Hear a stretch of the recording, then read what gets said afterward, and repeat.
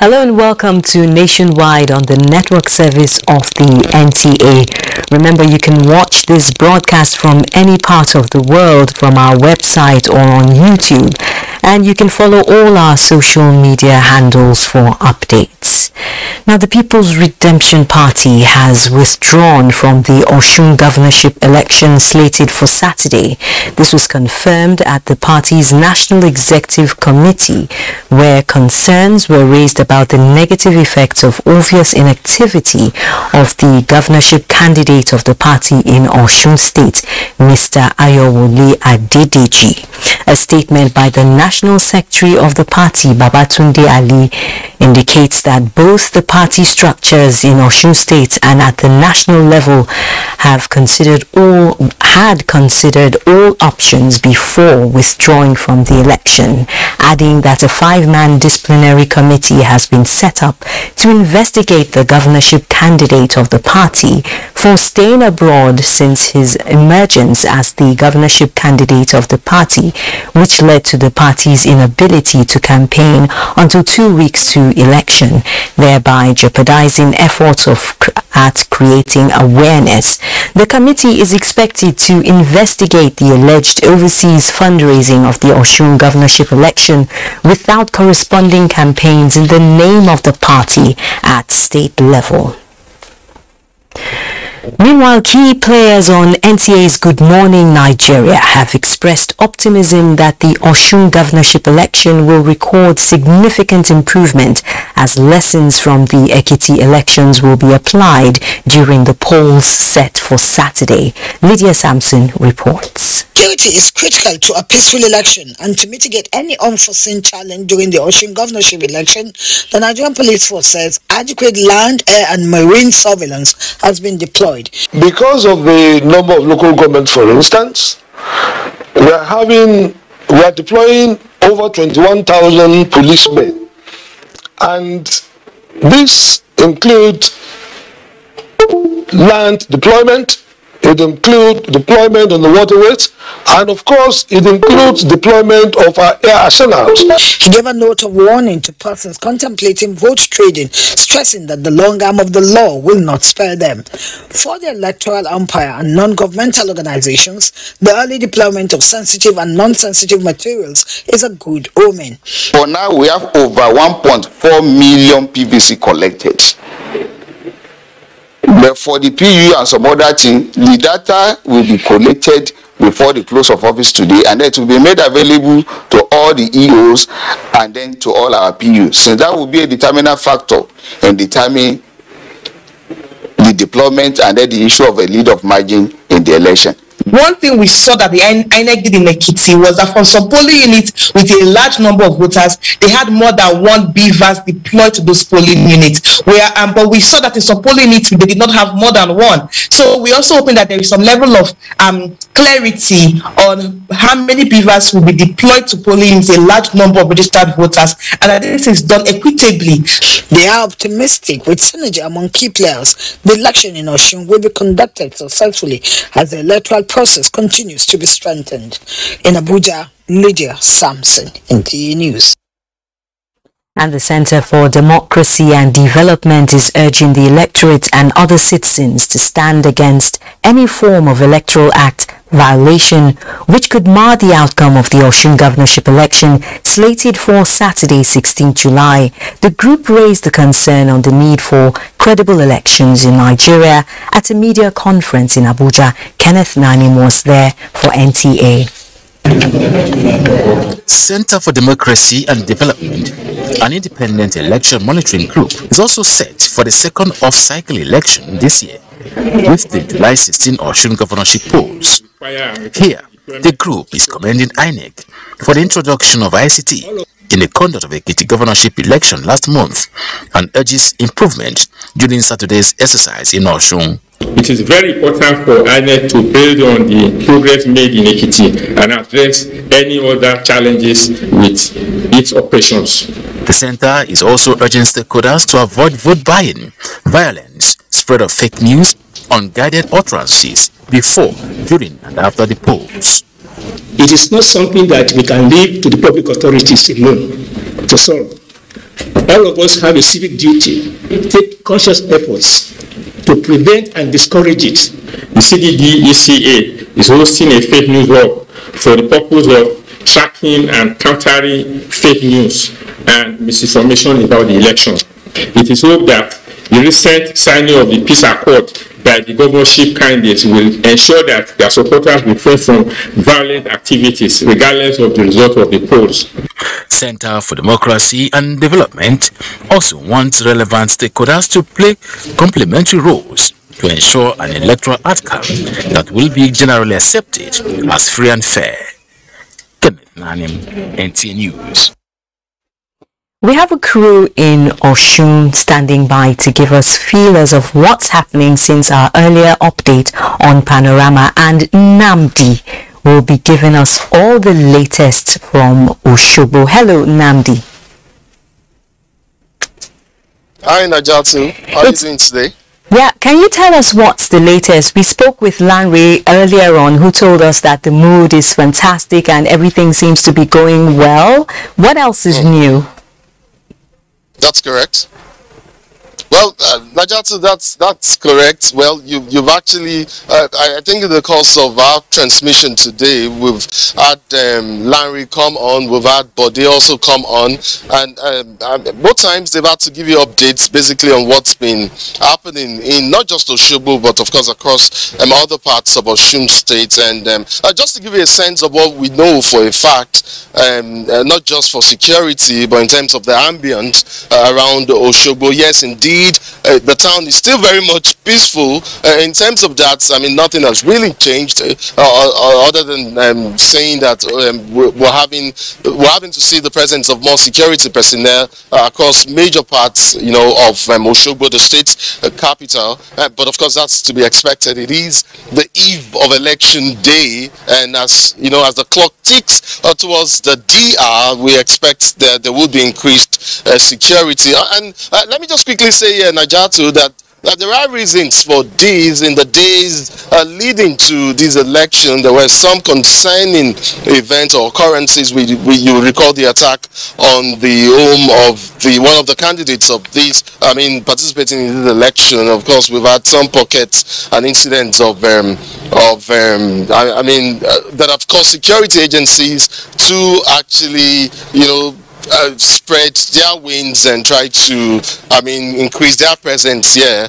Just to say real quick as well that we know in the reports that we just saw that the police deployed almost over 21,000 personnel. Yeah, when you put that alongside all the sister security agencies, we're looking at the figure over 23,000. So, it goes to tell you that, look, security is a key issue in this election, and security agencies are taking that quite seriously. And talking about the ambience, Najatu, I should say, as the hour draws closer, the excitement is building.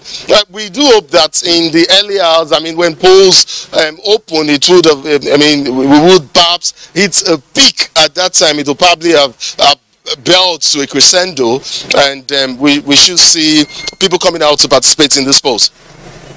Now, there's emphasis on lessons learned from Ekiti. What do you think, what are one or two of those lessons that you think will be applied during the Saturday polls? Well, I can't preempt what would happen tomorrow, but I do, from drawing from what transpired or what happened in Ekiti during the Ekiti polls, I would expect that INEC will build upon some of the successes they achieved in that election. We know that in Ekiti, as at 8:30 a.m., sometime between 8:30 a.m. and 9 o'clock, we did get reports that almost more than 75% of polling units were already opened and ready and set for the exercise. So that, of course, a lot of people, observers and other people monitoring this election would expect that INEC would build on that. And we also did get reports that during the Ekiti election there was substantial improvement in the performance of the BVACs, I mean the biometrics verification machines. I mean they would be used for this exercise as well. We do expect that it would also work, if not, I mean, an improvement in what we experienced in Ekiti. We do expect that that would have successful, I mean, substantial successful operations for the BVACs here in Ekiti. And of course, we would also expect that voters would turn out much more than we saw happen in Ekiti. We expect that Osun people being very political conscious people. I mean, you recall what happened there some years back during the last elections and how, I mean, competitive it was. There was a runoff election, I mean, and some key words in Ife determined the polls. I would expect some intrigues, of course. I wouldn't be surprised if there will be intrigues during these elections. But let's see how it goes, Najatu. After all is fair in election, is it? So I'll say goodbye for now as you hand over to Ibadan. Thank you for the updates. Thank you, Najatu.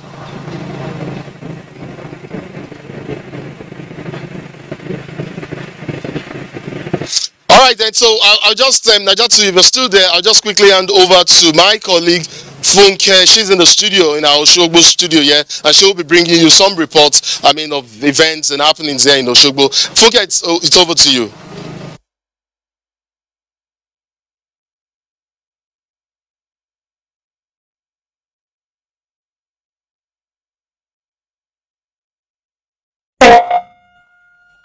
Thank you, Najatu, and welcome to Oshogbo.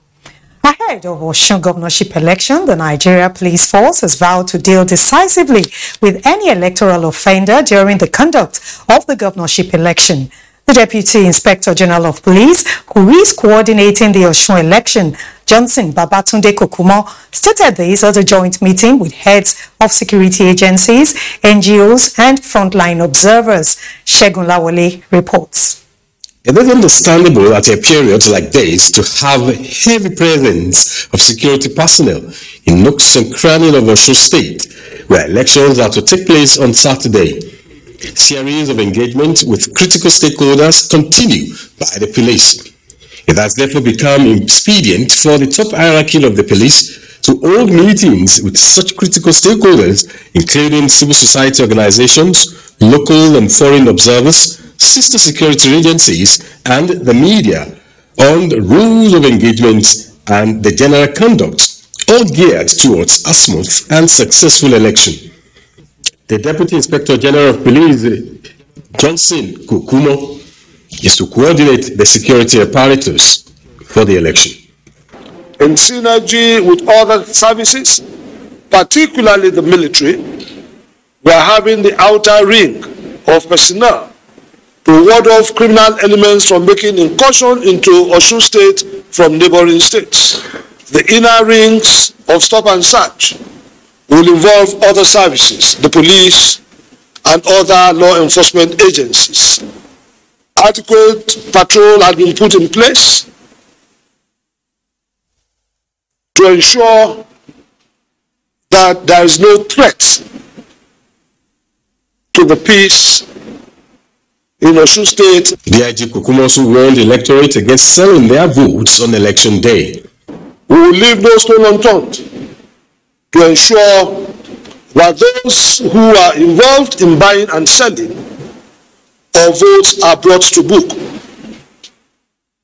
We will stop at nothing to fish them out wherever they are, arrest them and process them through the courts. 21,000 police personnel have been deployed for the election, with the DIG as a coordinator and other top high-ranking officers. In Oshogbo, Segun Lawole. Now, in the meantime, security has been beefed up across the state in preparation for the governorship election. Let's join Femi Afariugu on the streets of Osogbo for the situation report. Thank you, studio. Not quite long now, 2 helicopters were hovering around Osogbo, the Osun State capital. And behind me are security personnel blocking the road leading to INEC headquarters office here in Osogbo. Security situation here is heavy. Along major streets that I visited earlier, people are going about their normal daily activities. But they are calling for a peaceful election. Me, I just want peace to reign. No, these people, they want to serve us. If truly they want to serve us, whosoever win the election should just take it as that's the God's will. And whosoever loses the election should know that that's the God's will for Osun State. So I want peace to reign. I don't want people to cause any form of trouble. People of Osun to go out to cast their ballots, and also with the assurance also that their votes will count, especially given the new innovations we have seen in our elections, the introduction of more technology, the bimodal voter accreditation system that has helped to, in a large extent, introduce more integrity in the process. So I'm appealing to people to maintain peace tomorrow, to let peace reign in Osun State and in Nigeria as a whole. The process for the Osun governorship election is expected to start by 8 in the morning tomorrow. And I hand you over back to the studio. Thank you so much, Femi. And away from election matters, the federal government has commenced training of community orientation and mobilization officers across Oyo State for a successful actualization of the second phase of Government Enterprise and Empowerment Program, GEEP. Rofiani Mashan Badmos reports that the program is meant for the less privileged in the society. The training is to equip the community orientation and mobilization officers across the 33 local government areas of Oyo State with improved method of registration of applicants. We always have people who are trying to keep up, people who are striving to make ends meet. A lot of things will come up in respect of this program, and we expect that we will continue as a state to partner more with the federal government. The ministry has also engaged enumeration consultants for the purpose of capturing all GEEP beneficiary biodata across the 36 states and the FCT within a stipulated period for the purpose of accountability and validation. The commons are here for the enrollment of the beneficiaries, the vulnerables. They are going to disburse loans to them so that to support their trade. This money is just a loan. It's a loan which will be granted to indigents. Civil servants are not entitled to it. It will be granted to indigents within the states. It has, however, been noted that the success of the program depends on the quality and quantity of data generated.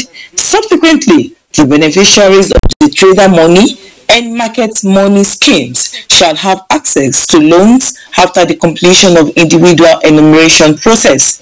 In Ibadan, Rofia and Mashan Badmos, NTA News. And it's back to you, Najatu, in Abuja for continuation of Nationwide. Good evening. Thank you, Funke, and welcome back to our Abuja studios. We're still talking election matters. The presidential candidate of the New Nigeria People's Party, NNPP, Senator Rabiu Musa Kwankwaso, has announced Bishop Isaac Idahosa as his running mate. A statement via the official Twitter handle of the party indicates the Lagos-based vice presidential candidate will be formally introduced on Monday, 18th July at the International Conference Center in Abuja. Bishop Idahosa, the presiding bishop and senior pastor of the God First Ministry, the Lekki Light Center Aja, hails from Edo State. The 57-year-old automobile engineer who trained in Kaduna Polytechnic also has master's and doctorate degrees in theology. Bishop Idahosa is happily married to Christiana Idahosa and is blessed with 2 children. The Independent National Electoral Commission, INEC, says it will investigate a video trending online of permanent voter card PVCs allegedly buried underground in some locations, including the compound of a high-profile person.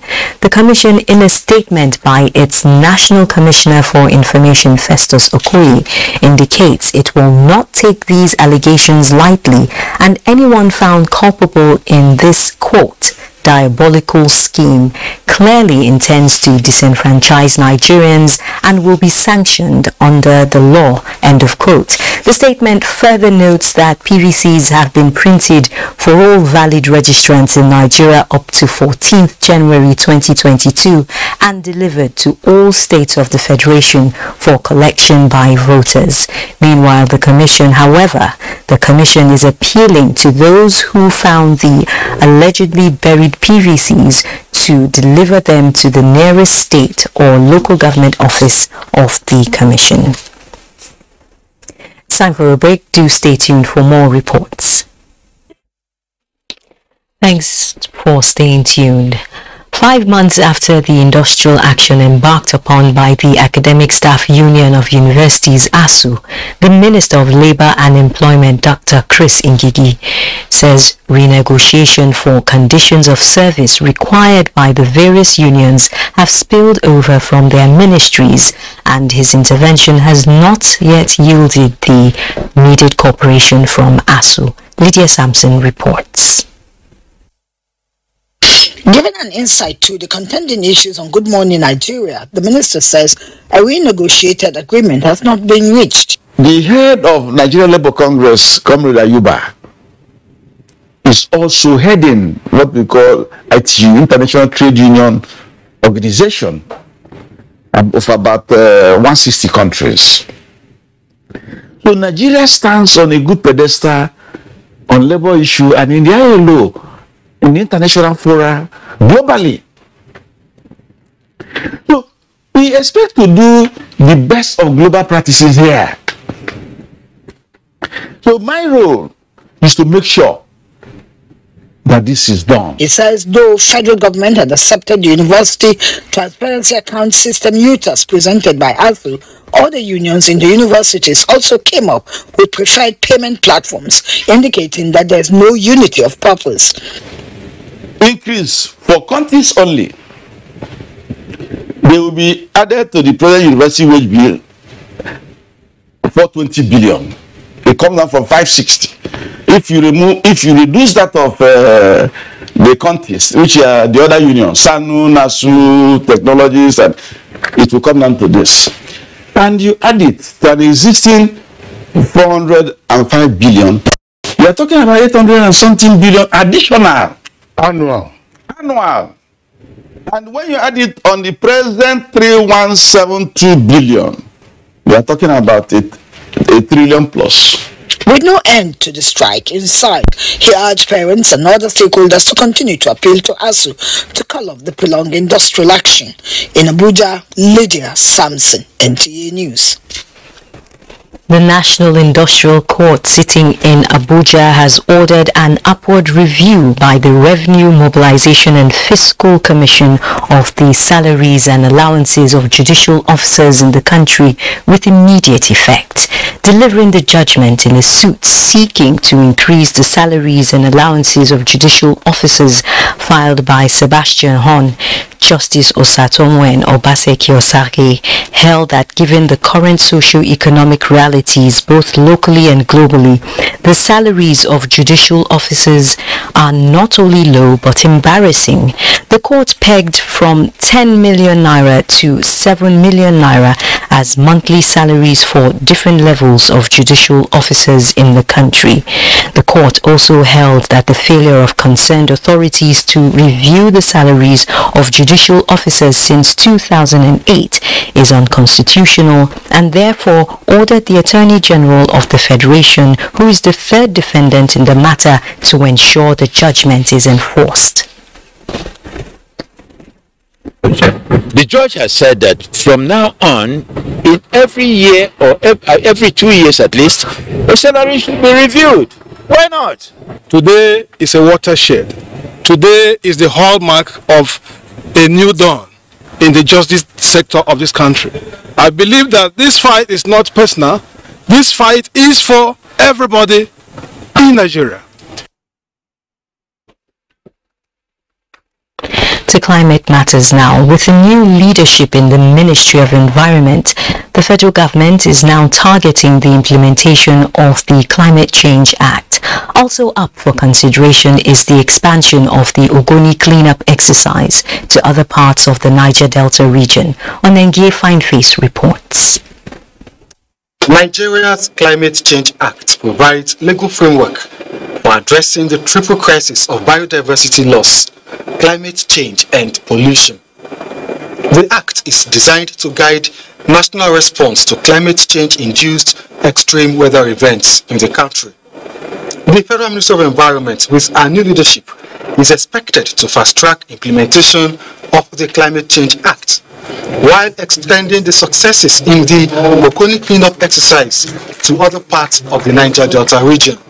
It's important that we implement the Act so that we can meet all our commitments to the Paris Agreement. Then another area would be in conservation, biodiversity conservation, to make sure that the new protected areas approved by Mr. President are implemented.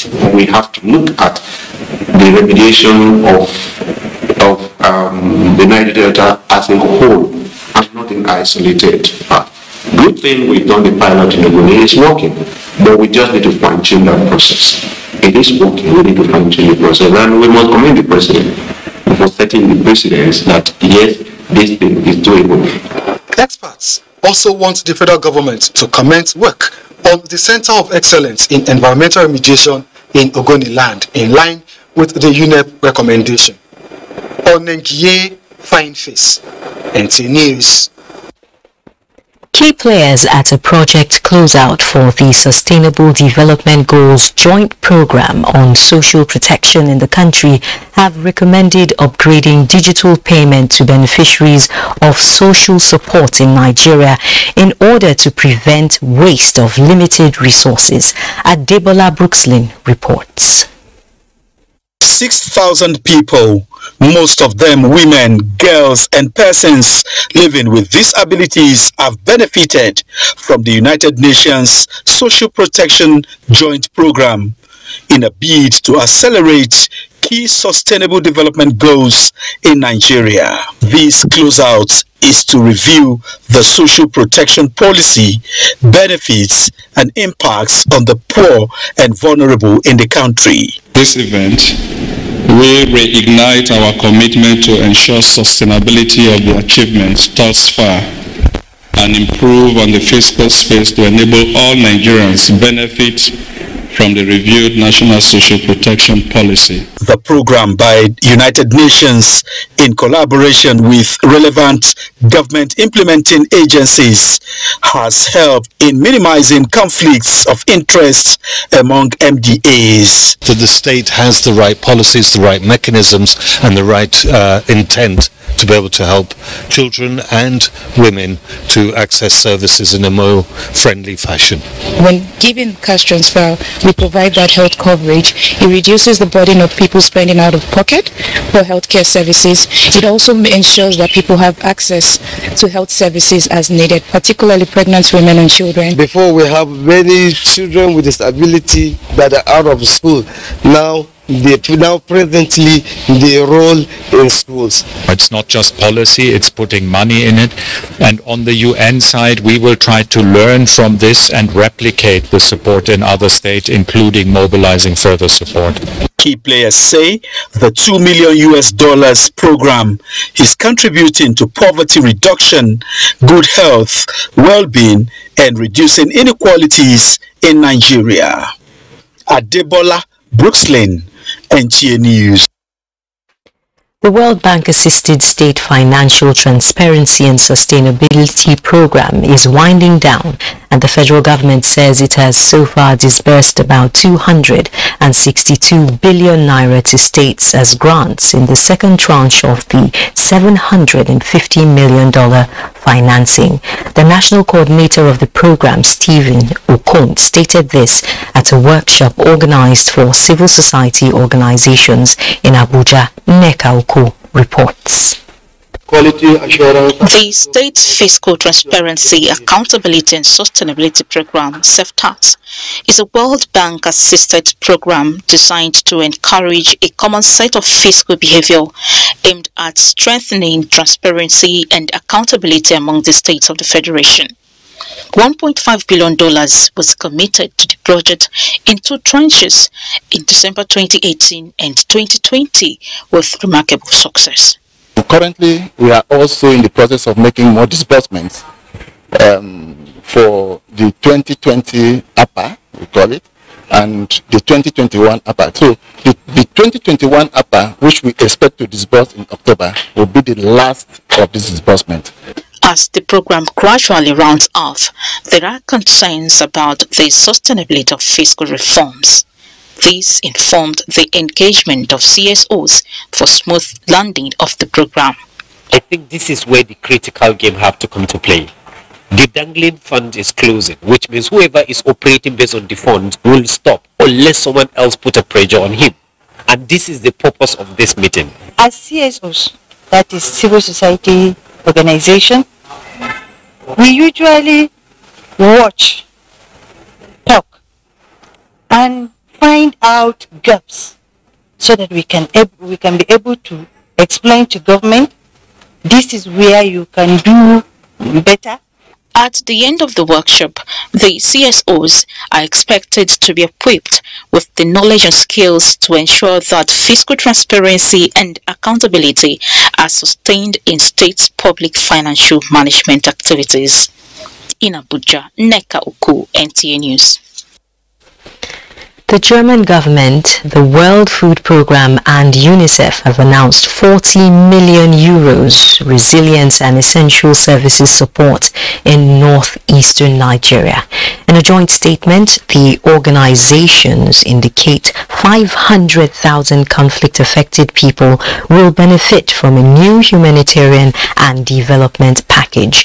The initiative is aimed at enhancing peace, increasing livelihood opportunities, and providing education, health, nutrition, child protection and sanitation support to strengthen the resilience of vulnerable populations in Borno and Yobe states. Children 0 to 23 months, pregnant women, school-age children, adolescent girls, female-headed households and people with disability will be targeted under the Resilience and Social Cohesion Project to be implemented for 3 years by the World Food Programme and UNICEF. The multi-year project is designed to leverage ongoing humanitarian support in Bade local government area of Yobe State and Shani local government area of Borno State, while also providing multi-sectoral interventions to address drivers of conflict and fragility. The Resilience and Social Cohesion Program will contribute to 7 sustainable development goals of poverty eradication, zero hunger, access to quality education, gender equality, good health and well-being, climate action, peace, justice and strong institutions, as well as partnership for goals. Now, Adiola is standing by in Lagos. Let's get all the latest from that zone. Hello, Adiola. Nigeria can provide better governance for citizens through accurate data gathering and analysis. Federal Commissioner representing Lagos State, Abimbola Salu Hundeyin, stated this at the kickoff of trial census by the National Population Commission in Lagos. Anuoluwakbo Oluwatoki reports. The team led by the National Population Commission Federal Commissioner Abimbola Salu Hundeyin moves from house to house at the Chirekate Local Council Development Area, conducting building numbering and household listing, which signifies the commencement of the trial census in Lagos. The National Population Commission Federal Commissioner says The trial census is a necessary rehearsal that will help improve the quality of the main census. It's not all over. We just pick some pocket LGAs, 9 LGAs in Lagos State. We need more advocacy at the grassroots level, at every level. We expect all the chairmen not just to go out with us, after today, to go back to their people. Tell them. Chairman of Ikire-Ikati Local Council Development Area, Ahmed Akpatira, urged residents to be fully involved in the exercise. The trial census is to enable the government to know what our needs, to enable to cater for us. The National Population NPC Trial Census Building Numbering and also Listing exercise will run till 15th July, while the enumeration proper holds from 19th to 25th July 2023. In Lagos, Anuluakbo Oluwatoki, NTA News. Bringing to the consciousness of users the rights of intellectual property owners and making them pay is all that is needed to grow the sector and better the lives of intellectual property owners. Annie Daniels reports that this was buttressed at the Nigerian Copyright Commission and stakeholders meeting in Lagos. The highly interactive meeting was a platform for concerned parties to air out their views and grievances. We don't have what we call pension. You know, when you say you put in 40 years, 30 years, and then you have to know your pension is your right, your work. Intellectual property owners here revealed that Nigerian entertainment industry is known world over and appreciated. Yet, on the list of Africa's best entertainment countries, only South Africa, Morocco and Cote d'Ivoire are mentioned. More disheartening, they say, is that even at the home front, users of rights materials from broadcast industries to show up their businesses do so without paying compensation to owners. This person is coming, that person is coming. Why do we have just one person? They are paying, they will now know how to manage the other CMOs. I can tell you that every Saturday in this country, somewhere, maybe a DJ, maybe some band somewhere, they are playing Oruka. But am I getting truly compensated for that? No. And by right, if you play someone's music, you're supposed to pay for it. But what's going on? People play them all over, and the artists themselves are languishing in poverty. We are expecting what I call a brand new modern copyright legislation. It's passed through the Senate. It's at the House of Representatives at the moment. It's had the second reading, so we are almost there. The consensus here is that there should be a synergy between rights owners and users because the copyright system must work for everyone. In Lagos, Annie Daniels, NTA News. And those are the stories from Lagos. It's now back to Naja Atu in Abuja for more on Nationwide. Thank you, Adiola, and we're still talking Lagos as the 2022 National Festival of Arts and Culture, NAFEST, is to be hosted by the Lagos State Government. Governor Babajide Sanwo-Olu gave the assurance when he received a delegation from the National Council for Arts and Culture led by the Director General Segun Nshowe on the level of preparedness of the state in hosting the festival. Governor Sanwo-Olu said the state government had to improve their facilities to meet all criteria set by the NCAC to enable the state not only host the biggest and most colorful festival, but also emerge the winner of the fiesta, as Lagos State will hold a pre-NAFEST event for 7 days, which is aimed at showcasing the rich cultural heritage of all the local government areas in the state, which will therefore herald the Eco NAFEST 2022. Meanwhile, the Director General says the festival, which grows richer, bigger and better with every edition, will provide a strong platform for Lagos State, which is the center of excellence, to bring its well-known finesse to bear in making the Eco NAFEST 2022 the best of its kind in history of the festival, given its track record. Let's now join Salamatu in Kaduna for more updates. Thank you, Najatu, and glad to have you join us here. From Katsina State, the ongoing house numbering and listing exercise in Daura is recording appreciable progress. Sani Basiru went around some enumeration areas to capture the exercise and sent in this report. Daura is one of the local government areas selected to conduct trial census in preparation for the 2023 National Population Census. A visit to some enumeration areas, NTA News observed that enumerators are busy doing the tasks assigned to them without any hitch. Actually, there is no any problem so far. The village head is there with us. Indeed, we don't have any problem as part of the cooperation from the people of the town. A 19-year-old Aliu Abdullahi of Majima Ward in Daura town, who was 3 when the 2006 census was conducted, is optimistic that with this census, government will have better plans for its people. This census may help government to initiate developmental program in this country. In the same vein, Chairman National Population Commission Nasir Isa Kwara called on public to give necessary support to the enumerators to ensure effective service delivery. We are trying to get this for Nigeria to work better. We want this data to be available so that policymakers and planners will use it to better the lot of Nigerians. It is expected that if the federal government has an updated data of its population, Nigerians, including Aliu Abdullahi, will have better policies and programs from the government.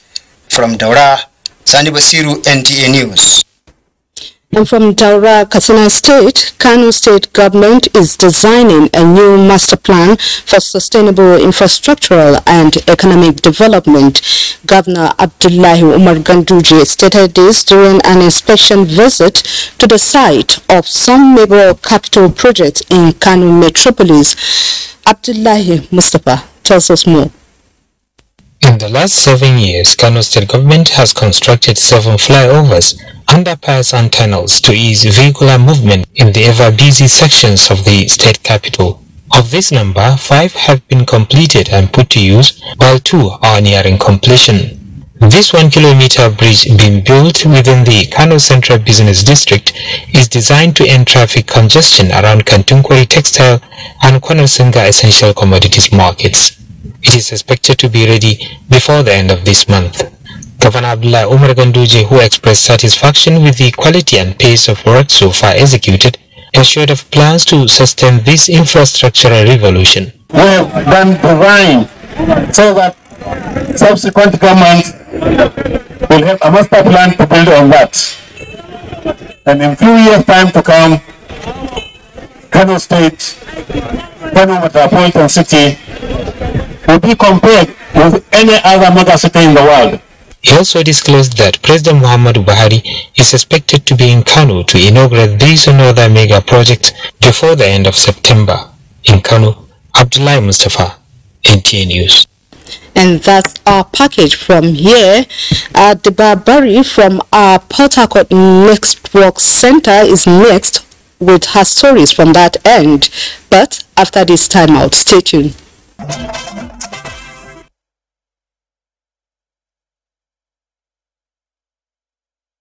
Port Harcourt.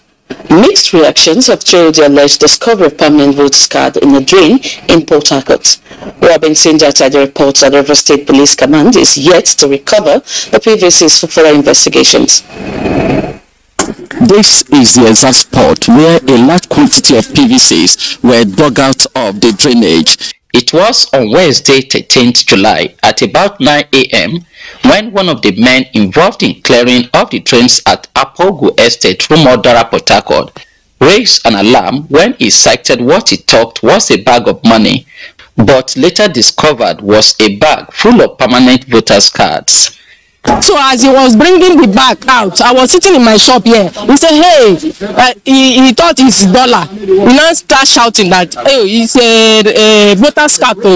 Just pour on the ground there. We just rush and go there. Everybody was shouting. The motor, all the people that was passing here, everybody was coming down. I snapped it. So 2 men and a woman, they came with a blue Corolla car, Toyota. So they now packed there, I was like, are you people press men or are you INEC officials? They said they came from Obiakpo.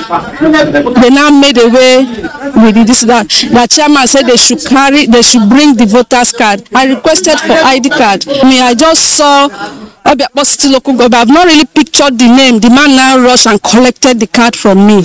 INEC Rivers State, in a statement endorsed by the Administrative Secretary, Rishta Alabraba, says reports on the investigation, which has commenced by the police, will be made public in due course.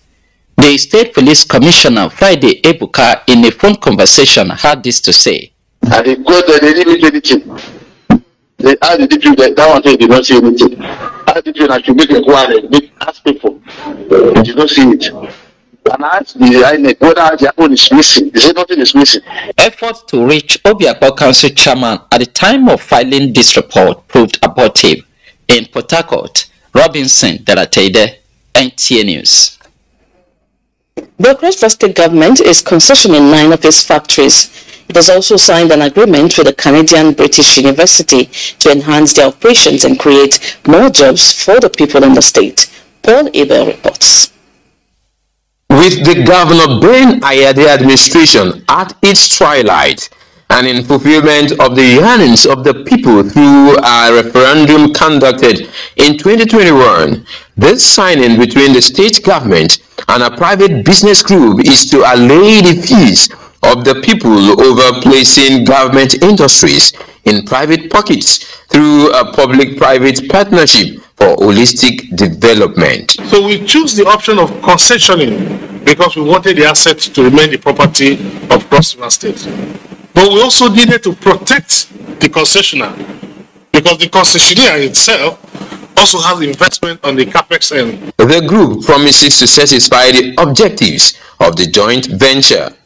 We are expecting that through this strategic partnership, the dreams and aspirations of the governor and indeed all the citizens of this noble state for the industrial growth of the state will come alive, will not just come alive, but come alive speedily. The factories being concession, which include cocoa processing factory Ekam, ultra-modern rice factory Ogoja, noodle factory Calabar, among others, are expected to commence full operations in the next 3 months. In Calabar, Paul Aber, NTA News. And that does it from Port Harcourt. It's back to Nigeria to forward the rest of the news. Thank you, Deepa Bari. The National Population Commission in Kebbi State has commenced trial census in 9 local government areas across the state. Correspondent Abubakar reports. Kebbi State Office of the Commission organized the town hall meeting with traditional and religious leaders in Argungu Emirate aimed at creating awareness on the ongoing trial census in the state. Federal Commissioner of the Commission, Dr. Halurubala Jikan Daudu, explained that the trial census was mainly to enable the Commission to test the efficacy of the technology to be used for the exercise, as well as improve the know-how of their staff. We want to see our staff, their capacity, their level of education. Can they perform during the census? What about our tablet, the technology that we are going to use? Is that okay? That is why we are testing our technology, our methodology, our staff. 3 local governments, each from Kebbi Central, Kebbi North and Kebbi South, are to be covered in the trial census. The Emir of Argungu, Alhaji Ismail Muhammad Mera, who described census as a yardstick for developmental plans in the country, pledged total support to the exercise, charging the public to ensure its success. Some of the participants at the meeting describe it as timely, noting that it will ensure success. Abubakar, NTA. Meanwhile, the first return flight of Nigerian pilgrims has arrived at the Nnamdi Azikiwe International Airport safely this Friday afternoon. Correspondent Yusuf Omar reports that a total of 423 FCT pilgrims were on board a Saudi Arabia flight. Another flight is expected to take off from Jeddah, Saudi Arabia to Nnamdi Azikiwe International Airport with a second batch of FCT pilgrims. In another development, Nigeria lost another pilgrim from Gombe State. Late Ustaz Abubakar Megona was a board member of Gombe State Muslim Pilgrims Welfare Board and a lecturer with Gombe State University. The head of the Nigerian Medical Mission in Saudi Arabia, Dr. Galadima, confirmed the death of the board member, which brings the number of Nigerian pilgrims who lost their lives to 4 since commencement of the 2022 Hajj operations. Up next is Sports Update. Is talking about it. The Moroccans are excited. They want to play Nigeria in front of their home crowd and see what they can get out of it. But for me, I think that the game is not a 50-50 game. The Super Falcons have the upper hand in that game. Plans are in top gear for the 5-day National Open Shooting Championship in Abuja, preparatory to this year's National Sports Festival in Asaba Delta State come November, as well as World Shooting Championship in Egypt for minimum qualifying score in September. The Abuja tournament comes under the auspices of Nigeria Shooting Sport Federation and Chief of Naval Staff Vice Admiral Awal Zuberi Gambo. The Chief of Naval Staff has graciously approved that he will be sponsoring this on an annual basis. So it's a great development for the sport in Nigeria. In the meantime, the Para Sports Federation of Nigeria Friday in Abuja concluded elections of president and vice president into different boards for a 4-year tenure, with some of the newly elected looking to hit the ground running. As I have tried my best and did well in para athletics, I will do much more in para swimming. It's me and my team. We are hoping to take this sport to a greater height. That's what Nigeria should expect. Yes. What I did when I was not the president, I will do more as the president by the special grace of God. Elections could not, however, be held in Wheelchair Basketball Federation due to a pending petition. That's Sports Update. I am Kenan Ima Aborike, NTA News. And Sports Update concludes nationwide this Friday. But before we leave, I'll be handing over to our Oshun Decide studio, where our anchor, May Ogidi, is